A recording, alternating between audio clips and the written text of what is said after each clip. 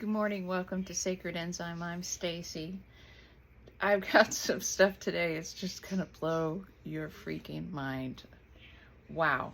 So, the other day I mentioned that I have been reading some of the work that Stuart Swerdlow has done. He's a survivor of the Montauk Project. And, oh my gosh, unbelievable stuff. I'm reading two of his books right now, and one of them is called The Real I think it's called The Real World History, or The Real History of the World. I'll get the exact names because you got to read them. Unbelievable. So his last name is spelled Swerdlow, Stert.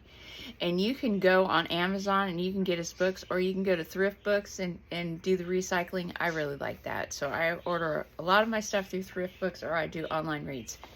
So I'm doing an online read of this book, and he is talking about how, well, I talked about before how Stuart actually has a more activated DNA strand template because of his genealogical background. Okay, and I'm not sure exactly what his template is. Probably 12 strands is what I'm guessing. But he comes from an area in the Soviet Union, and his uncle was like one of the leaders of the Soviet Union at some time. He was a president, I think, or the ruler. I'm not sure. I haven't really done his background. I've just been reading his books. But basically, in a nutshell, he grew up in these projects. His father worked in the government, the United States government, and wasn't a pleasant experience. And so he grew up in these programs because they're gifted because of their genetics, just like we talked about. We talked about this so many times.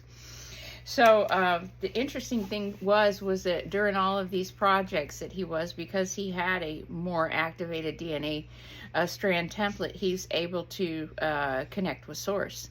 And see, this is what the whole name of the game is this DNA template. Because if your DNA template is activated, you can connect directly with source. And so they're very interested in these bloodlines, or the ones that contain the codes of the ones that have been washed out through this morphogenetic hybridization that we've been going through. So anyway, they had him time traveling.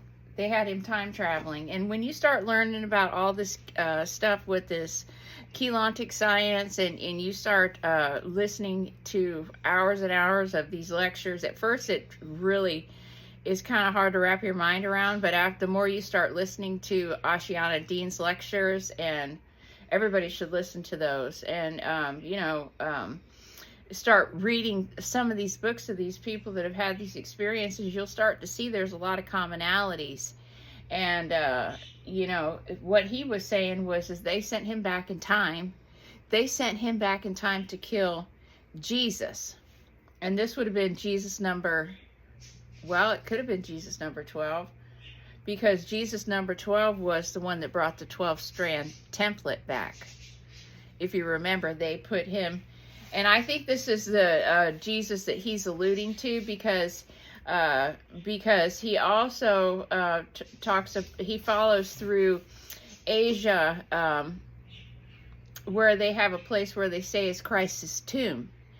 And he says that actually that Christ was buried in a place called Kashmir, and he lived to be 117 or 119 years old. And he wasn't crucified. That there was someone that stepped in, because they gave him a holographic imprint, and he thought he was a real Christ, so they sacrificed him.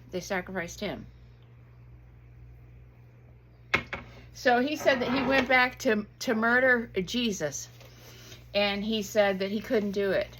And he also said that when they send these people back in these events in time, because they want to kind of, there was a TV show on a long time ago where they would get into this thing, and they would go back in time through history.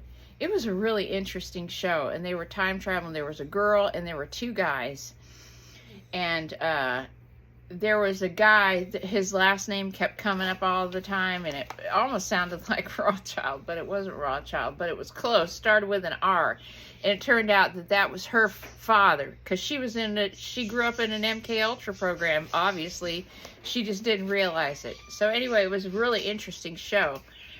But they would go back and try to keep these events from happening, because there were people that were going back in time to murder and assassinate people in different spheres of time in history, because they were trying to change events, which also almost sounds like right now, you know what I mean?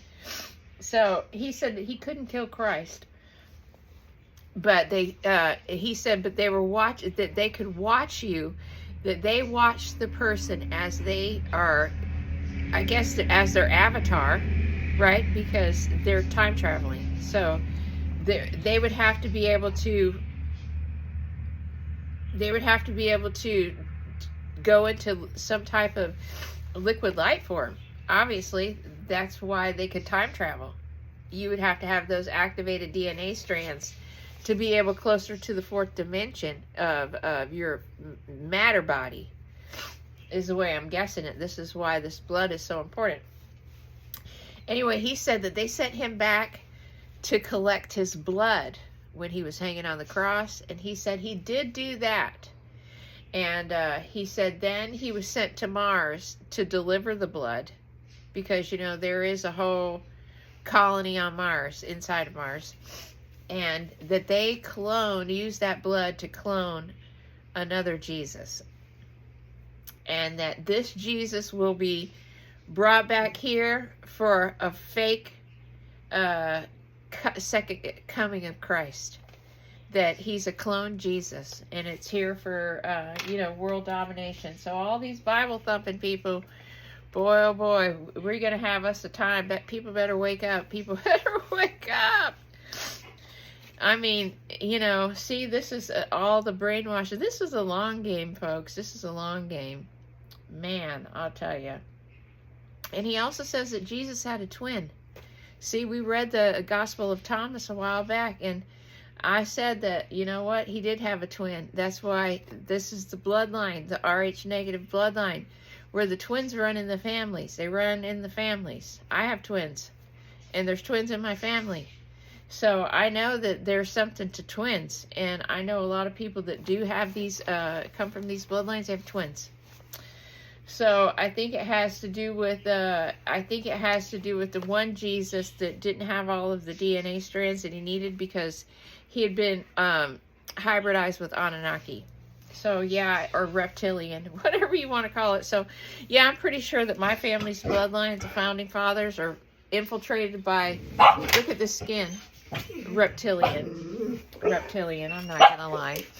So with that, I'm going to end this video because my dogs are barking and they're about to drown me out. But what in the world do you think about that? Is the second coming of Jesus Christ a clone? Seriously. Oh my gosh. When you come to find me, I have to be here, because I'm sitting in a room full of barking dogs.